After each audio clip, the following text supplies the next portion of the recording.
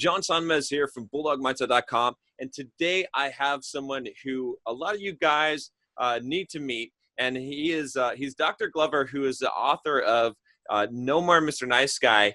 And his new book, your new book is Dating Essentials for Men. Dating Essentials for Men, which I was pretty excited when I saw that come out, because I know I had read your first book, No More Mr. Nice Guy, a while back, and that really helped me a lot. And I think it's a lot of actually emails I get from guys always say, oh, one of the books that really helped me was No More Mr. Nice Guy. So I'm excited to have you here today. And what we're going to be talking about, guys, today is we're going to be talking about 5 nice guy mistakes that you are making. Okay. All right. Yeah.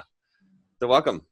Well, John, thanks for the invitation. It's good to be here. I always love hearing that people like the book and they talk about it and recommend it to other people. And I'm excited to talk about 5 nice guy mistakes. All right. Awesome. Okay. Yeah. So I guess let's just jump right into it. Let's start talking about it. What's the first mistake, nice guy mistake that. All right. All 5 of these are pretty common. Now, people listening to these may say, well, I don't do that and I don't do that. But yeah, I do that big time. And the one that most nice guys do most, the big time, is giving to get. And this is due to a combination of factors within nice guys. A lot of times nice guys, let me just even define what a nice guy is, and then let me talk about the giving to get and the other mistakes nice guys make. But fundamentally, my definition of a nice guy is a person, man or woman, we're talking guys, so a guy that doesn't believe he's okay just as he is. Okay. In most cases, men internalized this belief at a really young age. And I mean even like 2 or 3 years old, 2 or 3 months old.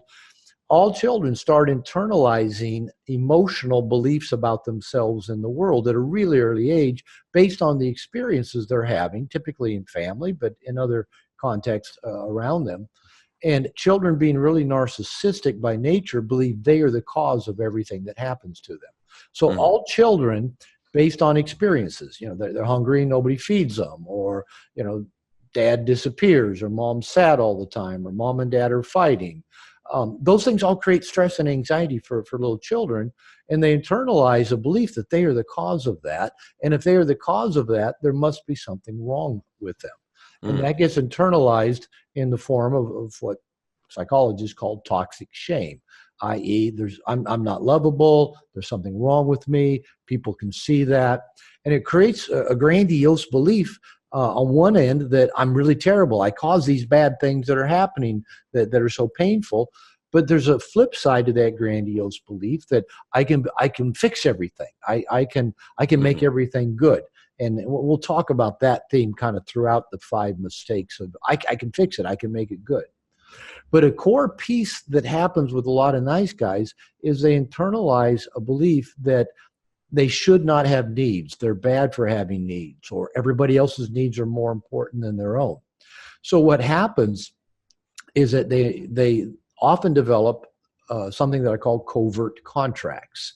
Okay, right. Yeah. And a lot of people tell me that read the book say this is one of the key takeaways for them. And a covert contract is just a giving to get. It's a strings attached gift. And is fundamentally manipulative, even though most nice guys would not think of themselves as being manipulative. But every covert contract, and there's 3 primary covert contracts that are pretty consistent for nice guys. And the 3 covert contracts are all an if-then proposition. If I do this, then this is going to happen. So the core is giving to get. So there's the 3 covert contracts. Number 1, if I'm a good guy, then I'll be loved and liked and get my needs met. And then for the single guys out there, that translates into the women I desire will desire me back and want to be my girlfriend and want to have sex with me. So there's that giving to get. I'll be a really nice guy, then I'll get these things back. The second covert contract is if I meet other people's needs without them having to ask, then they will meet my needs without me having to ask. So it's that's a good one. Yeah. I'm going to give it. Yeah, it's a good one. It doesn't work for shit. No. But, because number 1, we're giving to other people what we think they need, and often it's not what they need. Yeah. Number 2, we're giving to get. So it's manipulative and there's strings attached. And number three, the other person has no clue, or the other people or God or the world or whoever has no idea that we Right. gave to get, because it's covert. It's not Right. spoken. So what happens with a lot of nice guys, they do this giving to get. Well, I'll do a lot of nice things for you, and then in return, you'll read my mind and do a lot of nice things for me without me having to ask. But then, unfortunately, when you don't keep your side of the contract, which you didn't even know about because I never told you there was a contract, then I'm going to be resentful and pissed off and frustrated and maybe passive aggressive and maybe not so nice. So that's covert contract number two, is that giving to get. I'm going to take care of your needs, then you'll take care of my needs. The third covert contract, still giving to get, is that if I do everything right, then I will have a smooth, problem-free life. And nice guys, really going back to that grandiose thinking of a 6-month-old baby, even though they're not thinking it, they're operating on an emotional level, is that if they can just be perfect, be good enough, not do anything wrong, then life will be perfectly smooth. Now, a couple problems with this covert contract. Number one is that, there's no rule book that says how to do it all right. And even the people that have tried to sell us these rule books, those rule books usually say everybody falls short of the ideal. All sin and fall short of the glory of God. So even the rule books that say how to do it say you're not going to get it right. And so there's no way to get it right. We're human. We're flawed. We're imperfect. And we don't live in a smooth, problem-free world. We live in a very chaotic, ever-changing world. But nice guys keep hanging on. If I can just do it right, get it right, my girlfriend won't get mad at me. My wife will want to have sex with me. My boss won't fire my ass. Whatever it is, if I just do it all right, I'll have this smooth, problem-free life. So that all of these get wrapped up into number one core nice guy mistake of if I am a good guy, I'll be loved and liked. If I give, I'll get back. And if I do it right, nothing will ever go wrong. And all of these things contribute to a few things within the nice guy. One is a deep sense of frustration. The nice guy thinks these covert contracts should work. We developed these paradigms when we were this roadmap when we were a few months old. It's deeply wired into our emotional operating system, and it manages everything that we think, we feel, we do, and we think it should work. And when it doesn't work, we just double down. We try harder. I'll try harder to be a good guy. I'll give more to you so you'll give back, even though you're not giving me anything now, or not giving in the way I want you to. Or I'll even try harder to be perfect and follow all the rules. Then, everything will work out exactly the way I want it to. And then when these things don't work out, nice guys get really frustrated, as I mentioned before, resentful, maybe passive aggressive, indirect, roundabout anger, or maybe even something I call victim pukes, where everything just stores up, and you're so resentful, then finally you blow up and it all comes gushing out, and you say lots of hurtful things, and then you get freaked out and try to make it all better again because that's the nice thing to do. So there's core nice guy mistake number one. Okay, yeah, and that I definitely have been guilty of that. Especially, I think the one that really resonated with me, I remember reading your book, that was the big thing that stuck out with the covert contracts, but especially the idea of like meeting people's needs before they're expressed, like before they've asked for something, and then expecting that in return. Because I used to like always get frustrated with people in relationships and think, I like anticipate your needs and meet them before you even are aware of them, yet you don't even try to do that for me because I had it in my mindset that's just what you do. And I didn't realize that's not how normal people operate. They're not trying to do that. And I think the biggest change I made after I had read that part of the book and realized that was that I just started asking people for what I wanted instead of having it a covert contract. In fact, I negotiated sometimes. I'd be like, even things that were like, like in the realm of, let's say, relationship type of stuff. Like, it's like, it's like, before it'd be like, oh, I'm giving you a massage, right? And it's like, I already know what's coming next. Yeah. So I'm sure everyone can figure out, but then I would just like say, okay, well, if I give you a massage, will you give me this? And like, yeah, okay, deal, done. Now everyone's happy. It's good, or just ask for what I want directly. And I found that, wow, it was so much easier, so much less putting expectations on people, so much less huffing and getting upset when people don't give me what I want. If they say no, it's fine. If they say yes, then you're good. And more often than not, people are a lot better than what I anticipated because they say yes a lot. So and that is such a paradox. And that's what I found out too. When I actually started asking, people said yes a lot, which surprised me. And as you even just described it, it's such a no-brainer. People say, well, how do you shift your covert contracts? And I go, make them overt. And that is, hey, can you do this for me? Maybe no deal at all. Just, can you do this for me? Exactly. Yeah. Or, as you said, you can make a deal. Hey, how about I give you a back rub? You do this for me. And it's funny because it's kind of even weird. We're going to talk about this in a little bit. In the last couple of weeks, I've been in the middle of a promotion for my new book. And when I started kind of making deals with people, hey, will you help promote my book? Or if you buy my book, I'll send you these 2 free things. And what I kind of anticipated and found to be true is that most of the people who I contacted, they said, will you help me, promote my new book? And if you do, I'll give you this, this, and this. And a lot of people said, you don't have to give me anything. I'd be happy to help you promote your book. And I thought, I kind of expected that would be the case, that people do want to help. Now, here's a problem that nice guys have. They get wrapped up in this. Most nice guys believe they're bad for having needs, or that somebody's going to be upset at them, or that they're being selfish, or that somebody else is going to get neglected if their needs get taken care of. So here's kind of the irony, is that while we're wanting people to give to us, we actually often make it very hard for them to give to us. Most of the women I've been in a relationship with have told me, Robert, you're really difficult to give to. Now, part of that is because I've actually gotten good at giving to myself and meeting my own needs. But it took me a long time to get there. And I had to consciously practice letting people do things for me because it was challenging. It made me uncomfortable. It made me anxious. So for those people who are listening that seem to find themselves in this position of feeling resentful, frustrated, seems like they give more than they get, I'm going to suggest 2 pieces. One is practice receiving. And there's a couple ways to do that. One is practice giving to yourself. If you have a need, consciously go take care of that need. If you need a new coat, go buy a new coat. If you need to go to the dentist, go to the dentist. That's good self-care. It teaches you you're valuable and worthwhile.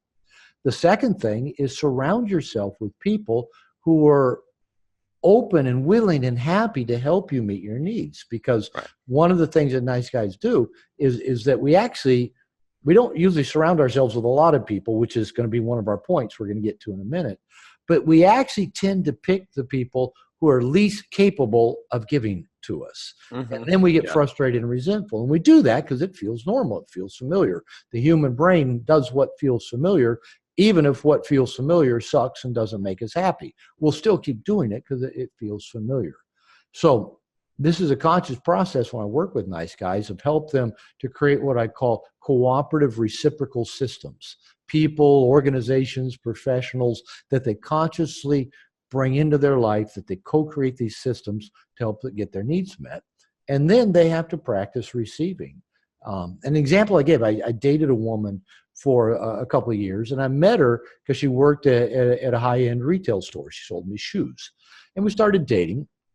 And one day she came over to my apartment, and I'd done some laundry and just kind of left it, after I took it out of the dryer, left it on the back of my couch in my living area. And she came in and just started folding my laundry. We were about to go on a date, and we'd only been on maybe 2 or 3 dates. And she's folding my laundry. I said, wait. I don't expect you to fold my laundry. And she goes, oh, actually, I like folding clothes. I work in retail, retail fashion. So she said, let me fold them, and I'll put them in stacks. I won't put it away for you. I'll just fold them. And I thought, okay, she likes doing that. It gives her pleasure. I think I'm going to practice letting her give to me. And so Exactly. I actually then after that started leaving all of my clean laundry out on my couch, in Yeah. which it gave her pleasure and joy to give to me.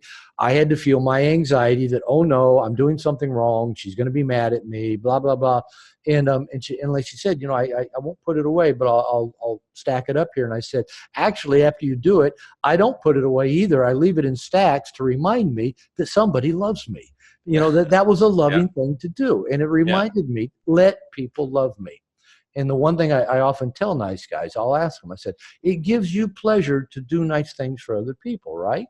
Right. And Yeah. and they'll say, yeah, I do. I said, okay, don't rob other people of the pleasure of doing nice things for you. Who are you to take away their pleasure? Let people give to you. Yeah, yeah, I think that's a really powerful concept. That's something that was also very difficult for me, especially in relationships, and as a man, like I think there's a lot of the guys, they think that by being super eager to please and nice and not allowing someone else to do something for them and not being demanding, that they're creating attraction because they're showing how nice they are. But then it's like it's kind of a strange dynamic. Like I had to discover in my life that actually asking for what you want and to some degree like commanding it is an attractive trait. It's like women are turned on by that. They want a man to say what he wants, to tell them what to do to some degree, and I mean, I don't mean like being super overbearing, but to tell them what to do, especially in the bedroom, and that's, they dig it. That's what they want, because Yeah. then they feel like they can actually, give, which is to gratify someone, to feel like they have a purpose, like they have something, that some value that they're offering. And yeah, so that was something that was really difficult for me to get. But once I got it, and I realized, and I started getting these positive reactions, I was like, wow, this is amazing. Like you can actually ask for what you want and then you get it, and it actually is better than It is bending over better. backwards trying to please someone. And they're happy, they're Yeah. happy too. So you really hit the nail on the head. And since I became single 16, 17 years ago, I'm now married Hmm. again, but went through, my dating phase.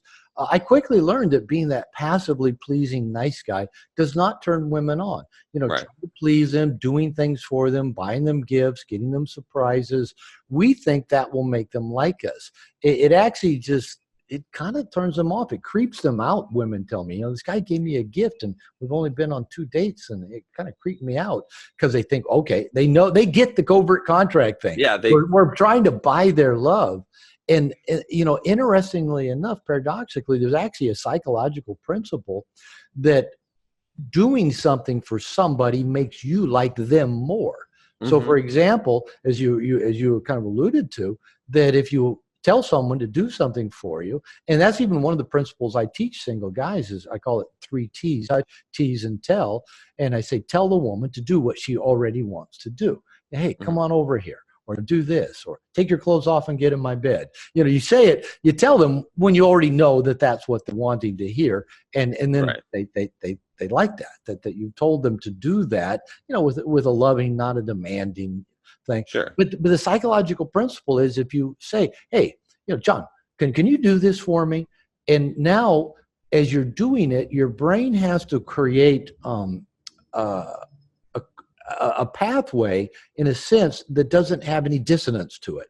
So Right.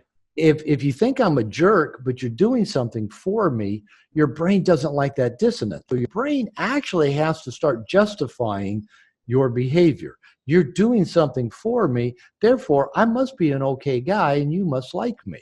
Your brain will actually twist whatever. And if you're experiencing Yeah. like nothing at all, it'll go, oh, well, I'm doing this, so I must think they're okay and I must like them. So that little trick can be really helpful in a relationship. I mean, don't manipulate people, but like for a lot of nice guys, we have to do the opposite. Trying to give to people so they'll like you doesn't seem to work. Asking them, or even telling them in certain ways to do something for you, actually increases their interest in you. Yeah. Yeah. I remember there's a good story in How to Win Friends and Influence People, where he was talking about Benjamin Franklin lending, or basically like asking to borrow this book from from his enemy, Hmm. and getting that, and having him do a favor essentially, which then made this guy his friend, because the guy thought, well, if I'm giving this guy my valuable book, I must be doing this because I must like this guy. So yeah, the backwards rationalization of our behavior so that we're congruent is definitely powerful. Yeah. So shall we go to number two? Yeah, let's hit number two. All right. Another core nice guy mistake is going it alone. Mm. And I wouldn't say this is true for every single nice guy, but for a lot. And because of that, really early in the book, No More Mr. Nice Guy, I tell people to start doing what I'll call nice guy recovery, which is actually not becoming different or better, but becoming more of ourselves, learning to accept and love and embrace ourselves. I say, don't try to do it alone. We don't become nice guys in isolation, and we're not going to, fix this broken paradigm in isolation either. But a lot of nice guys, because we have this fear of being found out, doing something wrong, making a mistake, not looking good enough, being criticized, being rejected, we tend to kind of keep a low profile. I'll often say nice guys are good at being good, but not great at being great. I've got an online class I've been teaching for about 15 years called Nice Guys Don't Finish Last. They rot in middle management. So nice guys often are pretty conscientious and do well enough. But one of the things that blocks us from really getting what we want in life is trying to do everything ourselves. And I'm very much guilty of that. I haven't gotten a paycheck since 1988, which means I've been a self-employed businessman for a long time.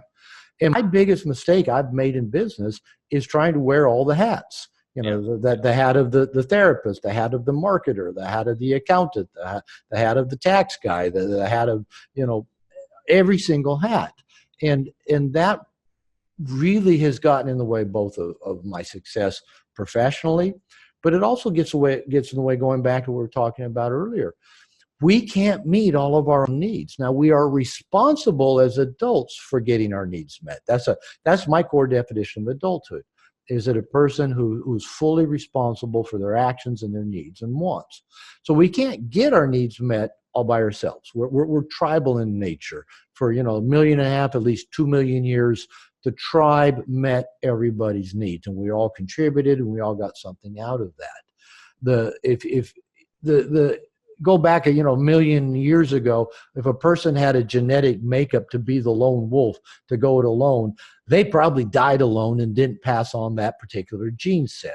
Right. So our ancestors, sorry, gamma males, you don't exist. You don't exist. No so our ancestors were cooperative by nature and worked together to get their needs met, all the way from food to shelter to safety to sex. Most theories point that probably our ancestors were pretty communal, at least sexually as well.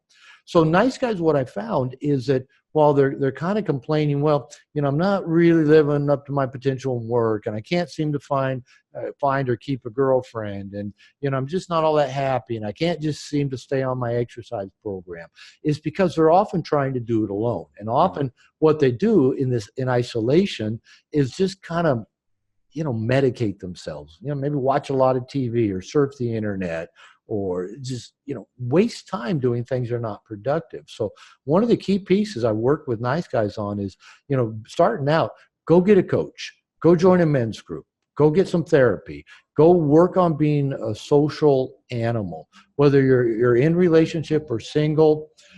The going it alone just makes everything harder. And just for examples, a few months back, I'd gotten out of the habit of exercising regularly. And I've got a weight room and a spin bike and a TRX in my house. I can just walk right out of my office that's in my house and walk around the corner, and there's all this exercise equipment. But I wasn't using it. I had good intention. And so I'm in a men's program that, it's got about 30 guys in it. And I just reached out and said, anybody want to create an exercise accountability group with me? And two of the guys said, sure. That was probably about 6 months ago. And to this day, we're on WhatsApp every day, checking in. What's our exercise plan? What's our intention? Did we follow through yesterday? We support each other. We encourage each other. We pick each other up. And I tell you what, since I started doing that, I've been a hell of a lot more consistent with my exercise. Now, I still go in the exercise room and work out by myself. It's in my house, so I don't have to go to the gym. But because I've got these guys and I know I'm check in, if I tell them in the morning, hey, today's leg workout day, and if I don't get around to doing a leg workout, I tell them that. And not that they're going to shame me. They might say, well, what got in the way? What could you have done different? They would have supported and held me accountable. But I'm thinking, well, I don't really want to text them and tell them I didn't do my leg workout today. I'm getting in there right now. Right. I'd rather be relaxing right now, but I'm going to go hit the gym. So by having support systems, we can work on the most important things in our life. So that's the core mistake number 2 that nice guys make, is trying to do too many things on their own, by themselves. Yeah. I definitely was guilty of that at one point, for sure. Just trying to, and once I realized too, like just even having like other men that I was communicating with and in groups that I was hanging out with, I was picking up those behaviors and those attributes, which were so important. Even just learning things, right? When I was learning, how to talk to women, I had a friend that was good, and just hanging out with him, and it was so much of an advancement than if I would have just gone on my own. He taught me. I saw it in action. I believe I was able to do that, and to, I wouldn't have been able to advance that far or that fast without someone that was already doing it. To believe it, even in business, right? I do coaching and I get coaching, and it's amazing how much like that has changed. It's leverage, right? That's how I see it. It's leverage, and it's huge. And I mean, we could probably list lots of examples. Even we're going to talk a little bit about my new book, Dating Essentials for Men. But I was stuck getting my next book. I mean, my last book, No More Mr. Nice Guy, came out like 16 years ago, and my agent keeps saying, when are you going to write another book? When are you going to write another book? Oh, I'm planning on it. I'm planning on it. And finally, I joined this men's program a little over 2 years ago. And one of the first things when I started working with my coach, I said, I want to get my books written. And he said, can you commit to every morning at starting at 9 o'clock, writing an hour and a half every morning? And I said, yeah. And then I went to this group program with these guys. I made a commitment to write 10 books in 10 years. And I said, is there anybody here that would like to start a writer's accountability group with me? Mm-hmm. And about 8 of the guys said, yeah, all working on different kinds of projects, screenplays, dissertations. And we started connecting with each other. And in that process, I've now completed 2 books. I'm halfway through a third. I've got a guy that we are online every morning, 7 o'clock his time, 9 o'clock my time. We get on Zoom. We don't even talk to each other. We just are there because it's a commitment to be writing together at the same time. We're not working on the same projects. Yeah. But because of that, I posted last night that I just got a contract to record my new book. And I posted that on the Facebook page that my writers group all share, and they're all saying great. And one of the other guys said, hey, because of, a talk I had with you about 6 months ago, I've been writing, I've been consistent. So we're not going it alone. We're all getting stuff done. And sometimes it's just as simple as showing up and looking at the other guy's face for an hour on Zoom without even talking to each other. Because we're both showing up to get it done. Yeah. Awesome. Yeah. Maybe it's actually a good time. Let's before we get into the other tips, let's talk a little bit about the new book, because I'm curious about it too. So tell me about what this book is like. What's the concept? And well, it's about dating, and it's for men. Okay. When I split with my second wife in 2002, 2003, I had not dated since college, and I wasn't very good at it back then. I always used what I call nice guy seduction. Go really slow with them, hide my sexual intention, try to make a good impression on them, listen to them talk, volunteer to do things for them, and then hope that they would think I'm a good guy and like me and want to be my girlfriend. And then if I did get a woman, I hung on to her way too long. And I've often said, my first two wives, I was married for a total of 25 years, and I probably should not have gone on more than 3 dates with either one of them. But because I was so terrible at Yeah. dating, I wouldn't even call it dating. Like I said, it was just like going slow enough to not scare them off, and maybe one of them would stick around. That was my approach. Yeah. And so when I got divorced, now 16, 17 years ago, I thought, okay, if I'm going to have anything different, I got to learn how to do this different. And so, like, pretty much everything in my life, everything I've ever written about or taught, is all come out of what I've struggled with, what wasn't working for me. No More Mr. Nice Guy came out of my own personal struggles. Dating Essentials for Men did too. So I decided, all right, a couple of things. I got to become a better picker, and I got to become a better ender when it comes to women. I got to make better choices going in, and I got to end things more quickly so I don't stay with the wrong woman too long. And so I'm a therapist, and at least I had a private practice at that time. And my clients, were like, they'd give me, CDs and DVDs and VHS tapes and books, around dating. And about that time, a lot of stuff was starting to come out. Pickup was starting to get big. The book, The Game, had just come out. So, I read the stuff, I listened to stuff, and mainly I just went out, I just started practicing being social. And I just started, interacting and observing people's reactions to me and being bold and taking chances and just becoming more of a social animal and challenging my self-limiting beliefs. And in the process, I found out dating wasn't hard. I started getting numbers all the time. I got to the point where, like, about every 6 months, I'd have to go through my phone and erase all the numbers with a woman's first name next to them. And I couldn't even remember who the woman was. Right. I just had gotten so many numbers. And so I was successfully dating. Women were approaching me, coming on to me, propositioning me for sex. I'm thinking, what planet have I landed on? I mean, I was at that time in my late 40s, early 50s. Most of the women I've dated and been with have been younger than me. I don't chase young women. I don't chase any women. But what I noticed is I started kind of living a confident life, living life on my terms, finding out how to interact more successfully with women, is that, again, these women started just coming out of the woodwork, basically coming on to me. So my client said, Robert, what are you doing? Teach us. And I said, well, I'm not a dating coach. I don't know. And so I put together a one-day dating workshop and kind of pulled together some of my ideas. The guys liked it. They went out and tried it. They said, this stuff works. It's really pretty easy.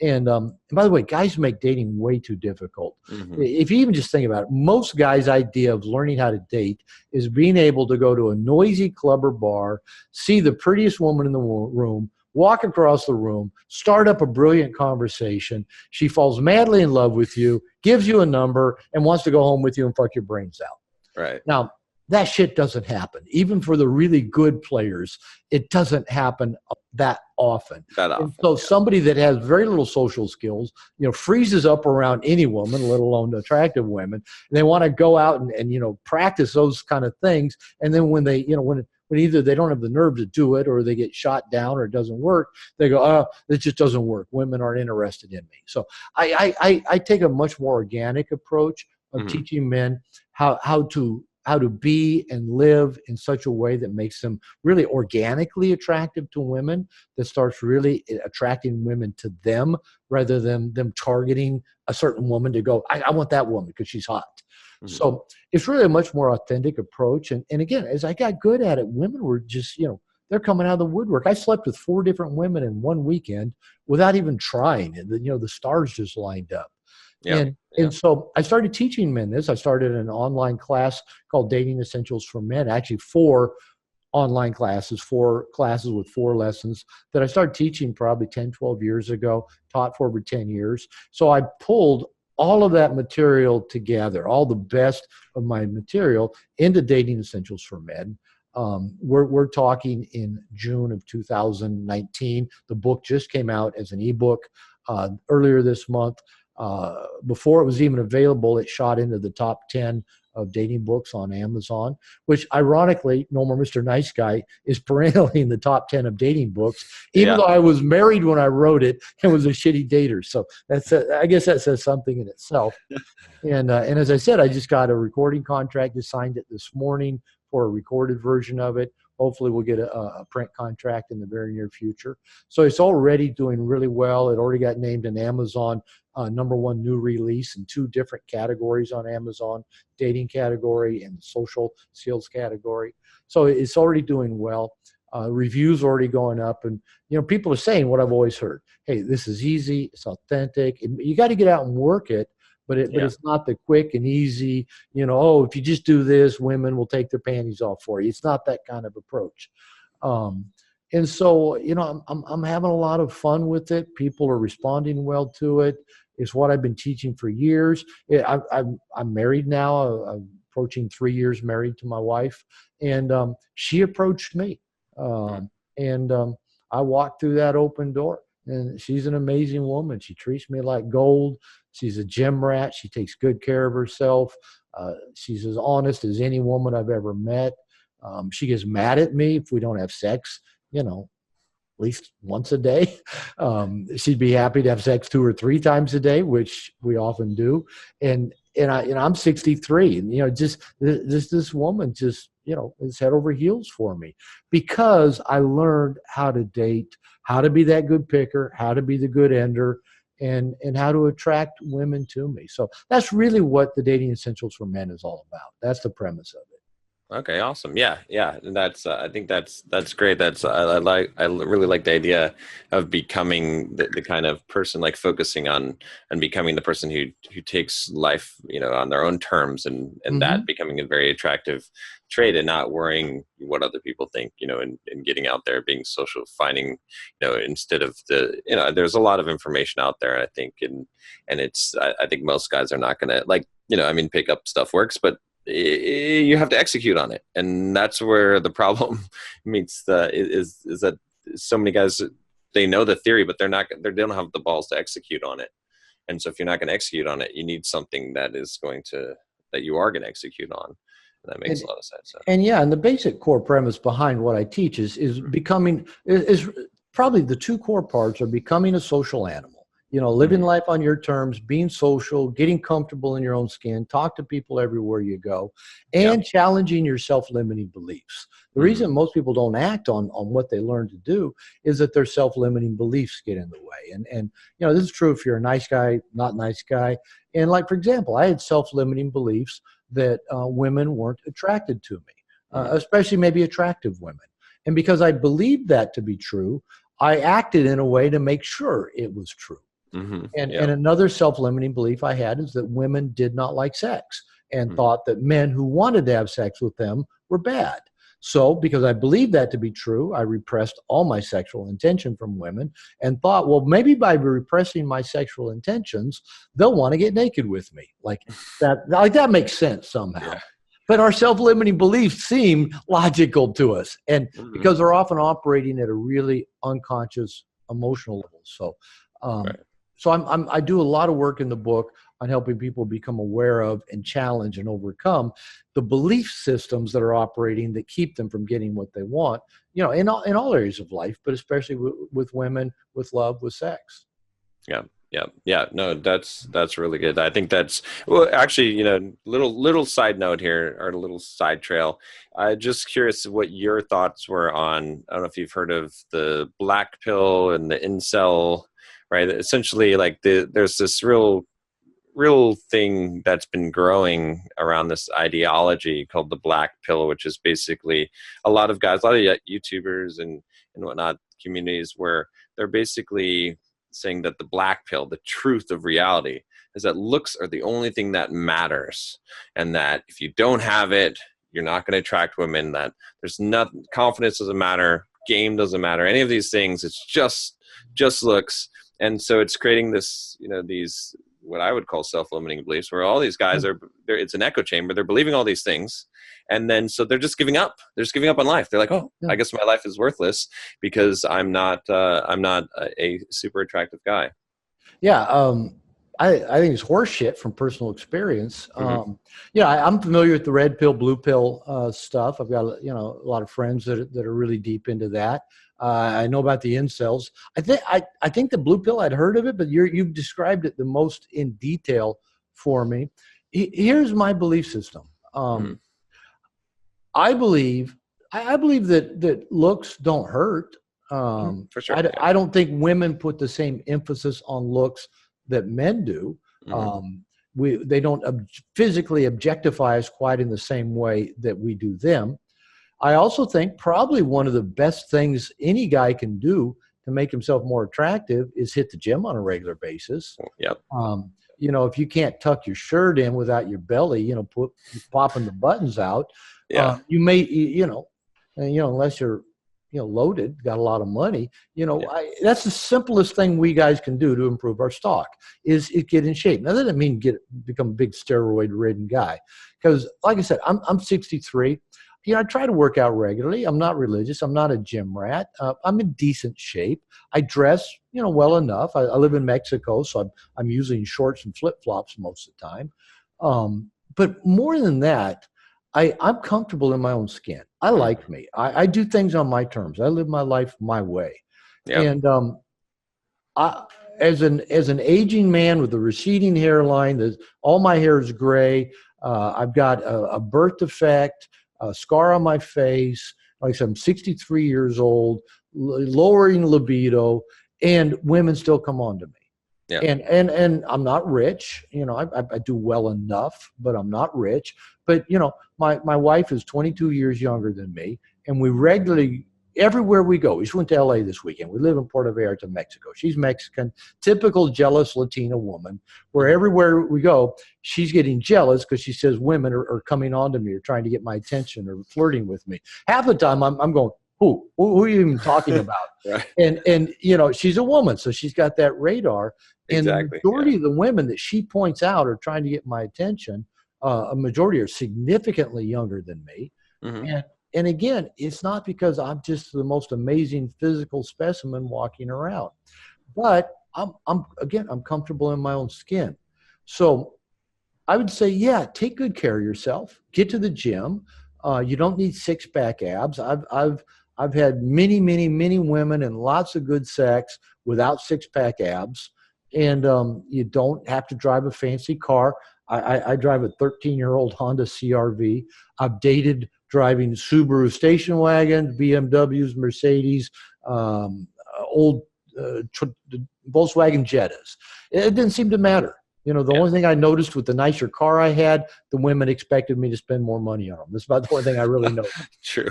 So, no, I don't believe that horse shit. Yeah. If that was true, no average-looking guy would ever get laid. And there's a lot of average-looking guys out there getting laid. So just look around to see if it's really true. But here's what I think it does, kind of just to wrap this back up. Yeah. The one thing that I noticed in working with men, especially around dating, is that we like our self-limiting beliefs because they keep us safe. Exactly. 100%. If I believe attractive women aren't attracted to me, I don't have to risk talking to somebody I find attractive. Right. If I think women don't like sex, okay, I don't have to quit jerking off. I can just, keep looking at porn every night because that's easy. It's safe. I mean, there's no skill required to sit around looking at porn, jerking off. But you actually got to get some social skills to talk to real women. Exactly. So it's easier to say women only want the best looking guys, or all women are gold diggers. They only want the rich guys. They're all going to take advantage of you and then leave you for, the whole hypergamy thing. They're going to dump your ass for somebody richer. Women stay with losers all the time. So all that stuff that guys are pontificating and saying it's in the name of evolutionary biology, most of them are full of shit. Because if you actually look, most women pick average guys and stay with them for a long time and don't expect them, to spend all their money on them. Now, there's a few bad women out there they're superficial, just like there's a lot of superficial guys out there. But bottom line is, if you buy into all that internet bullshit, all it does is it keeps you safe. You don't have to risk. You don't have to get out of your comfort zone. You don't have to feel anxiety. You don't have to get shot down. You don't have to feel foolish. You can just say, well, it's all the women. It's the women, blah, blah, blah. It's because of them I'm not getting laid. No, it's because you're too chicken shit to challenge your self-limiting beliefs. I'm pretty direct with men. I love guys. No, but I don't let them get away with the bullshit, because it's when we believe our own bullshit, it's when we turn into victims and whiners and we don't get what we want. So if you want to get what you want, you got to challenge those self-limiting beliefs. You got to get out of your comfort zone. And again, don't do it alone. Get somebody to do it with you. Get somebody to help you, encourage you, cheer you on.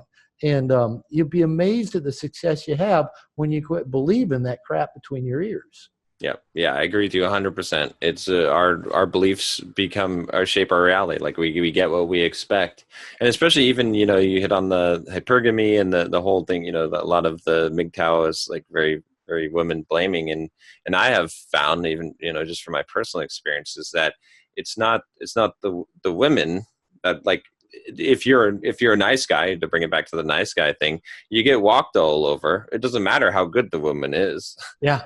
Because but if you're a guy that knows his worth and knows how to be dominant and to be in control situations and to not take crap from people, then all of a sudden this woman that someone else would have said is horrible, she's going to fall in line and be like, obviously there's differences between different women and behaviors and personalities, but in general, I found that most of the guys that I talk to that I'm coaching, the reason why they're having problems with women is not because all the women that they're dating are total bitches and taking advantage of them and gold diggers and hypergamists and cheating on them. It's because they don't know how to act like a man. And so they're basically causing that behavior because women tend to more follow the influence of a man than vice versa. I agree with you 100%. And, I'll give an example again of my wife. She's a gym rat. She's strong. She squat presses, at least as much or more than me. She's done Muay Thai. I've seen videos of her sparring. Tough chick, grew up in poverty, 8 of 10 kids, learned to fight to take care of herself, protect herself. And she's still this loving, generous, open-hearted woman. But she tells me, she says, she goes, everybody knows this, she's stronger than me, not just physically. She's a force of nature. She got a strong personality. I'm pretty easygoing. But she even says, I don't want to walk on my man. She says, if you let me walk on you, I'm not going to be happy. She tells me, I love it when you tell me no. She really does. She says, I love it when you tell me no. She calls me jefe, which is Spanish for boss. We go into restaurants and, they hand us a couple menus and she always hands her bag and says, he's the boss. He'll order. And I always tell the waiter, I get to be the boss when she tells me I am.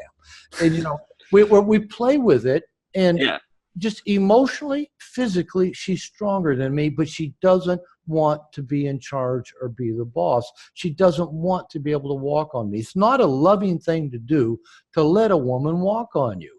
100%. And often, these women don't mean to, but if we're not going to be strong, they'll take charge and they'll kind of stomp all over us. And then it makes them feel bad about themselves because they don't want to be controlling.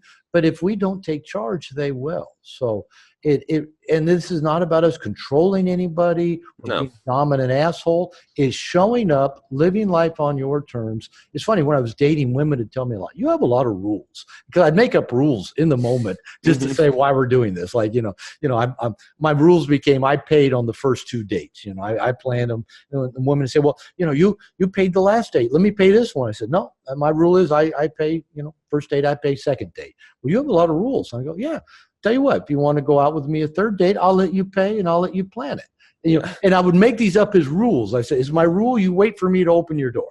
Well, and I like that, just the way that you're saying that too, because it's like, you're avoiding the covert contract there, because you're saying it's my rule that I pay on the first date, rather than paying on the first date and then there's that covert contract of expecting something in return. But if it's your rule, it's just what you do. It's a rule. I got to follow the rule. Exactly. So I like that. That became really and I never had any women be upset about it. Only one woman ever really pushed against me opening her door.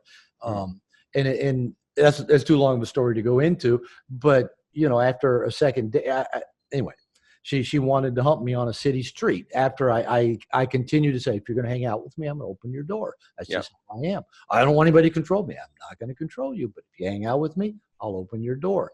And when all said and done, it turned her on because she couldn't push me around, and I was just going to hold my frame and follow through. I wasn't being a controlling ass by opening her car door. It's just what I do. And if a woman want to hang out with me, that includes my mother and my granddaughter. If they're going to hang out with me, they wait till I open their door. Exactly. It's playful, it's loving. But anyway, whole nother story. How about we hit another nice guy mistake? Yes, let's do it. So I already teed it up, and I'm going to take it out of order since I teed it up. Okay. Another nice guy mistake is repressing their sexuality. Mm-hmm. Yeah. And as I said, I did that a lot. And I promise you, there's two things that tends to happen when you repress your sexuality. And this goes back to the early stuff of nice guys believing, I've got to become what other people want me to be loved and liked, and I got to hide whatever it is about me that makes people respond to me negatively. So that's usually hiding their needs and hiding their sexuality. But needs and sexuality are pretty big deals, right? You can't hide them. You can't just push them down and they disappear. So by hiding our sexuality, there's a number of side effects. One is it's got to go somewhere. And it usually goes kind of dark and underground, which means a lot of guys, nice guys I work with, have, I don't know, perversion is the right word, but a number of sexual issues, like, looking at a lot of porn, and, getting caught up in kind of the whole dark side of sexuality, hiding their sexual behavior. Right. Whether that's going to massage parlors, picking up hookers, or just, I said, porn is so common with nice guys. So there's one thing, it goes underground. Another problem is it robs us of our life vitality. Our sexuality is an essential part of who we are. And if we put a big lid on it, we're putting a big lid on our core energy source and something that makes us really attractive to women. And that's one of the core things that changed for me when I started dating in my 40s and 50s. Not that I got better looking or got more hair or got more buff. I got more comfortable with my sexuality. So I wasn't hiding it. But so another problem is if a man is repressing his sexuality, as he interacts with women, and if he thinks women, like I did, think that sex is bad, or that men that hit on them are bad because they just want sex, and he's trying to be the good guy, the nice guy, not the guy that has a sexual agenda, he's so passive and pleasing and indirect, there's nothing to turn the woman on. Right. And so, maybe at some point, if finally he asks her out, she goes, what? Why, why would we go out on a date? And she said, well, because I like you. And she said, well, I've never even thought of you in that way. Well, the reason she never thought of us in that way is because we've got such a lid on our sexual energy. It never turned her crank that she might want to have sex with us. And so we've got to have that sexual energy. I tell nice guys, or I tell the men I work with, that in this kind of reversing the nice guy logic, women don't have sex with a guy because they've gotten to know him. Mm-hmm. They get to know the guy they want to have sex with. True. Typically, a woman knows within 30 seconds if there's a possibility that she's going to get naked with you. And so all of our going slow and hiding our sexual energy, hoping that, maybe in 3 months she'll think we're a great guy and want to get naked, ain't going to happen. That window already opened and closed a long time ago. We've just spent a lot of time and money and energy. But here's the other problem of hiding our sexual energy or repressing it. You tend to get messed up women that, because you'll get women that because they've been treated badly by men and maybe been abused or violated, the nice guy is so much different. You'll get women that actually are drawn to that. But the problem is they're drawn to it because finally, a man that doesn't want to have sex with me. Right. And so, you're getting a woman that isn't looking for sexual connection. She's looking for an escape from it because she's been used and abused so much. So I'm not saying men, you don't walk up to a woman necessarily and say, hey, I want to pee in your ass. Now, I read that Mark Manson's book Models. His friend used to do that. If it works, do it. If it's authentic for you, do it. Sure. No problem. But if you're not repressing your own sexual agenda, and the reason we talk to women is because they've got boobs and we're hoping to see them naked and maybe have their boobs in our mouth. And women know that. They know why we talk to them. They know our intention, even though we think, oh, no, they don't know why I'm. Yes, they do. And women tell me they know that. So they do. So If you're hiding all that sexual energy, nothing to turn her crank, nothing to move it forward. But if you're not repressing your own sexual energy, you're going to be more playful. You're going to be bolder. You're going to take more risks. You're going to touch her more. You're going to tease and be playful. You're going to tell her what to do. And all of that creates this chemistry that really turns women on. And you're going to look confident. And I tell guys, when a man interacts with a woman confidently, even if she just sees him across the room and he's talking and engaging and he's got good posture and he looks good, he's comfortable in his body, he's put together, that confidence that they see, and this is true, it triggers the exact same brain chemicals of arousal in a woman's brain that a guy would experience if she lifted her shirt and showed him her tits. Yeah. It's exactly the same. We guys don't have to ponder the tits and think, do I like those? Do I like looking at them?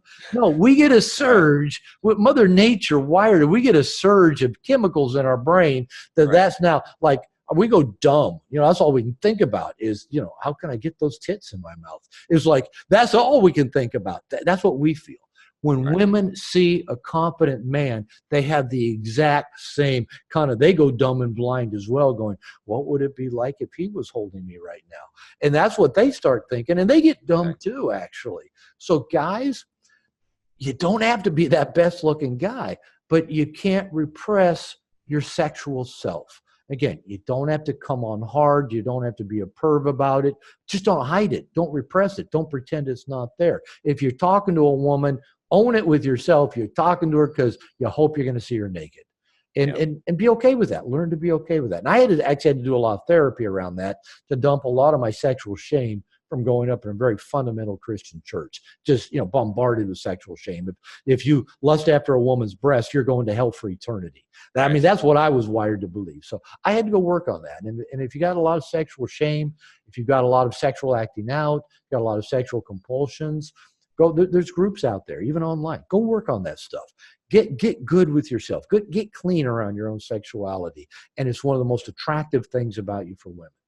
Yeah, no, I totally agree with you. And that is definitely something I struggled with for sure too, because I would be, it's almost like you're like a ninja, like sneaking up and trying to like, oh, I'm not trying to have sex with you. And then all of a sudden you pop out and you're like, okay, let's,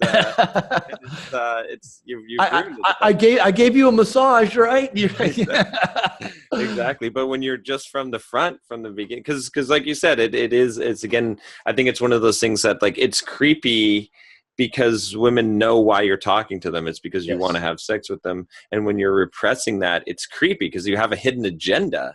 Whereas if your agenda is right out front, even, the obnoxious guy at the bar that you don't have to be that guy, but that is making all kinds of rude and explicit comments, at least you know what you're getting. Like, he's not hiding anything, right? And it's like, don't have to be that guy, but somewhere in between that fits you. I think, that was a big thing that I had to learn for sure. And just and even just what one of the things that really helped me too, I think, is I read that book Secret Garden, which is it's like a book of like women's fantasies, right? Yeah.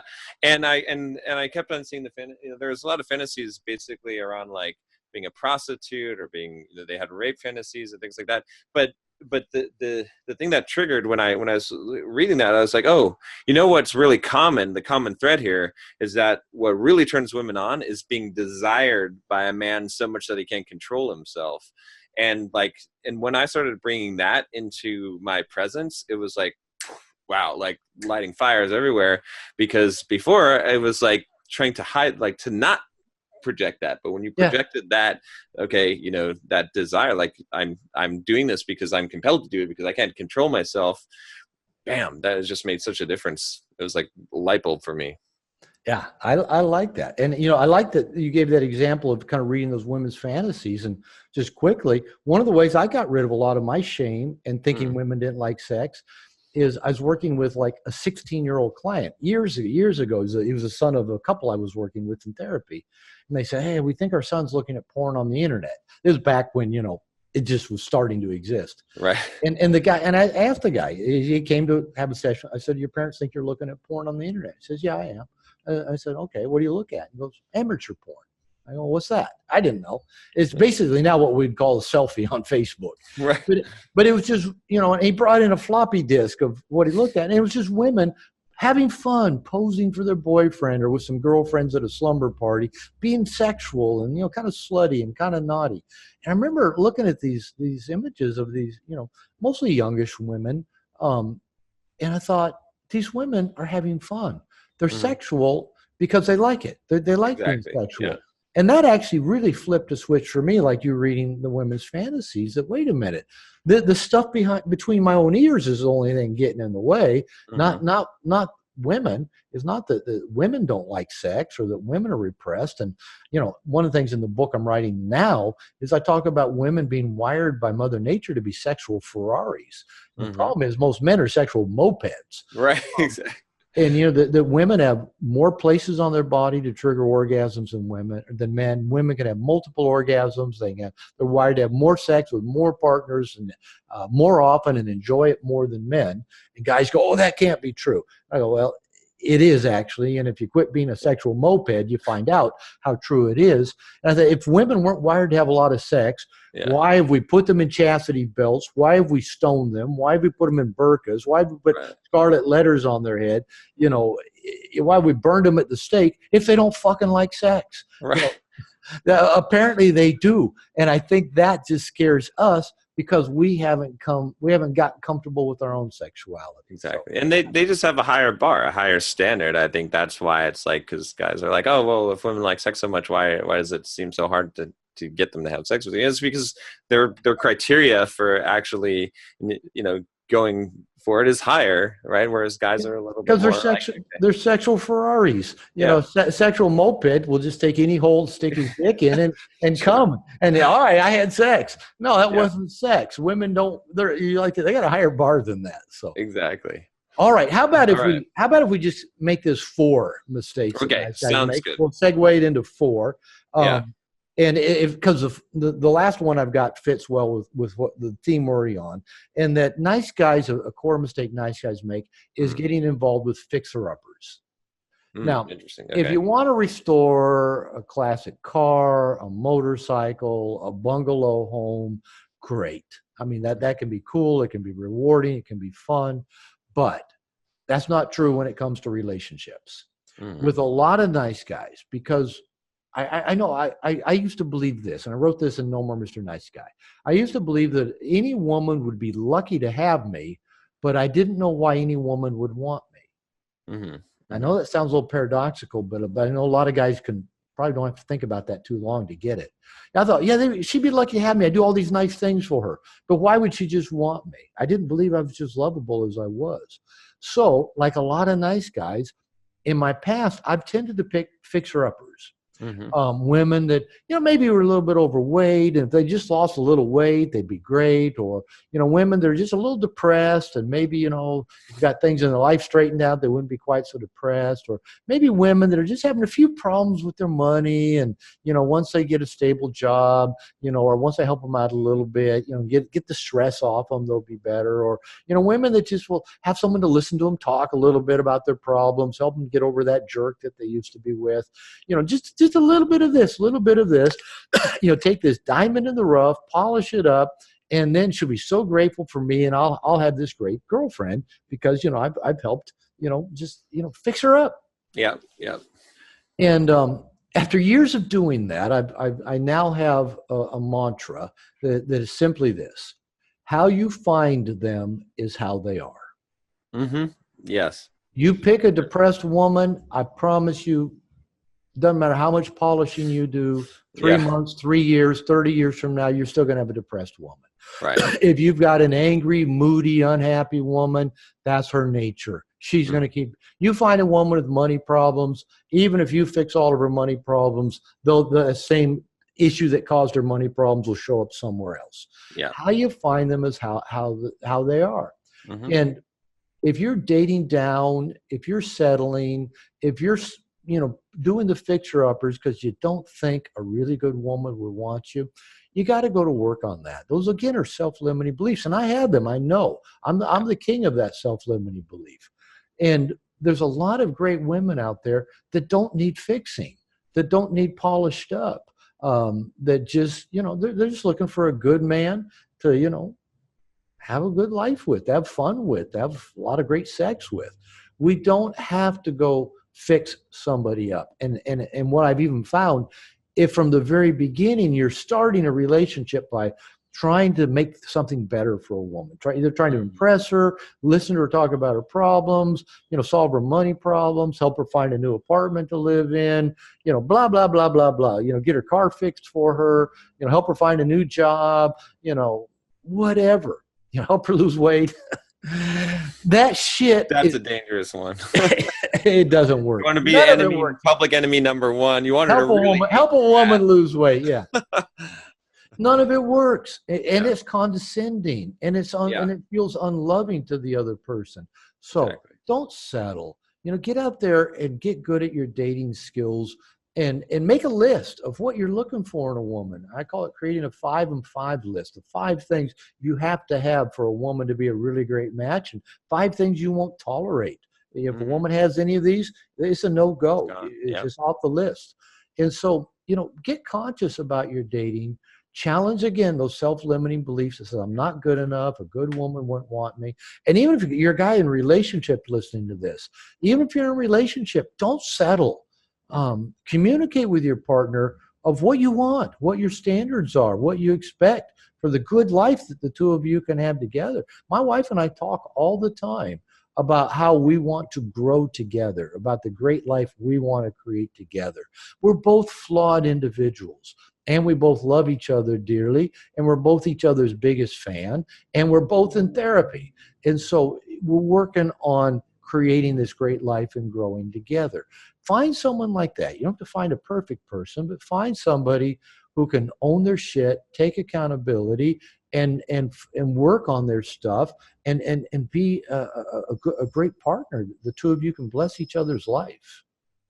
Yeah, I agree 100%. Yeah, that was one of those things that I definitely did as well. It was trying to, and even just trying to because I do a lot of coaching and mentoring, and that's always been my role as teacher. And early in relationships, I would try and be that, the helper, to help and coach. And it was enabling behavior, because it's if you have someone that is sympathetic towards your plight and is taking care of you and cuddling you, then you don't need to fix your problems. But then when I matured a little bit and figured that out and realized that, what, I may know the solution, but I'm not going to talk about the solution. I'll just, it's that I'll have some empathy. I'll say, oh, that's tough. That's tough. That must be tough. Real genuine empathy. But I'm not going to get involved in this. Like we were talking about the weight loss. It's I wouldn't touch that with a 10-foot pole today. I'd be that's tough. I don't know. I hope you learn to like yourself and your body, babe. Yep. Yeah, you're smart. You learn quickly. I'm smiling while you're talking about that, because I hadn't really thought about this in these terms. But actually, my wife's Mexican, and I met her down here in Mexico. When I met her, my Spanish was very, very basic. I had decent restaurant Spanish. So that meant that we had to learn to communicate in using just basic. We're looking up words on our phone all the time, and so my Spanish has gotten a lot better in the last 4 years. But as you were talking, I thought it was interesting. I used to say one good thing about us not speaking the same first language is that I didn't have to listen to all of her girl stories, all the stuff. Oh, and then she said, and I know it's because this, and we guys hate those stories, but she didn't tell them to me because I couldn't understand them anyway. Now that my Spanish is better, I do hear a few more of them. But also, I didn't have to go into any of that fixing psychological, well, I'm a therapist. Let me put my therapist hat on and kind of explain to you the theory behind blah, blah. I couldn't do that because I didn't have the language to do it. So we just fucked a lot. So that kind of just, that was our way around that. It's just, had a lot of sex. And you don't need a lot of language to communicate that way. So, and that doesn't mean you don't help each other out. No, You build a team, and in every relationship I've been in, I stress we're a team. We're going to work together. we're going to have different assets. Where my wife and I are at this point of time, because I can make a good enough income, I pay all our bills. She doesn't have to go work outside the home. She couldn't make that much money doing it anyway, but she works her ass off inside the home and with the kids and getting things done. If the car needs fixed, she took both cars across the street to the car wash today, got both cars washed, right? That took that off my plate. She went and got that done. And we're a team. We work together. And I've made her life better. She's made my life better. And so maybe, be looking for that while you're connecting. And, if you're in relationship, work with your partner. How can we bless each other's lives? How can we work as a team to make each other's lives better? And if you're a single guy out there in the dating world, be asking yourself that question. What is this woman's nature? And how can we make each other's lives better? How can we bless each other's lives? Yeah, I like that approach. Yeah, because it's having some standards, right? And I think that's a very attractive trait is actually having those standards. Like, what is this person actually going to provide value to my life, rather than the opposite of, like you're saying, the mistake is looking for people that you can provide value to their life, so that you'll have some kind of reason for them liking you, as opposed to being likable as you are. Which, So, yeah, and I really like the idea too that you said about like, whatever a person is, right, that's what they're, and that was one of those things that, gosh, man, that was not even just in dating, but just in life in general. I used to have all these expectations on people, and I said, when the biggest freeing moment in my life was when I stopped putting expectations on people, and I said, you know what, however you are, that's how you are. It's cool. Whatever you want to do, I don't even care. Yeah, I don't even care if you betray me. You can't betray me, because I don't consider anything betrayal. It's just you're just a person running a program, and you're just an algorithm. You're just whatever. It's not to but I'm not offended by anything you do, because I expect it. I don't have any expectations on anyone to do anything. And then all of a sudden, all this burden, all this times I'd feel like upset or hurt or someone wronged me, it all disappeared, because as soon as I accepted whatever someone's going to do, I don't have to tolerate. I can leave. I can change the situation. But as soon as I accepted that it's okay that they act however they want to act, bam, man, all that stress disappeared from my life. Yeah, I mean, I love that. And, maybe we can kind of wrap this part up with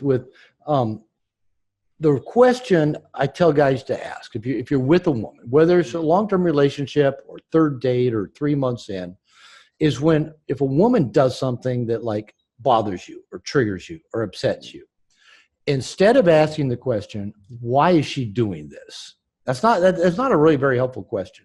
Right. Instead, why is she doing it to me? Or why isn't she blah, blah, blah?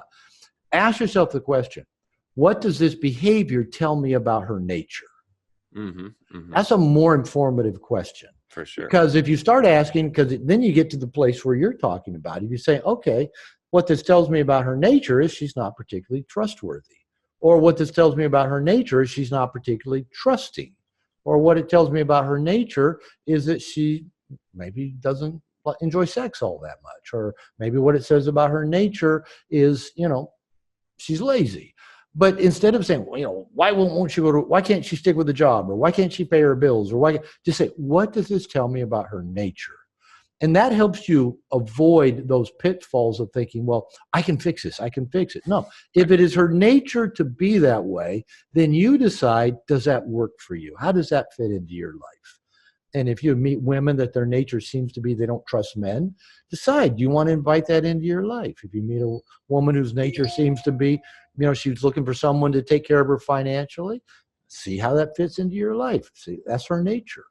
Yeah. And then, as you said, hey, we don't have to get triggered or upset when they do these things. It's just who they are.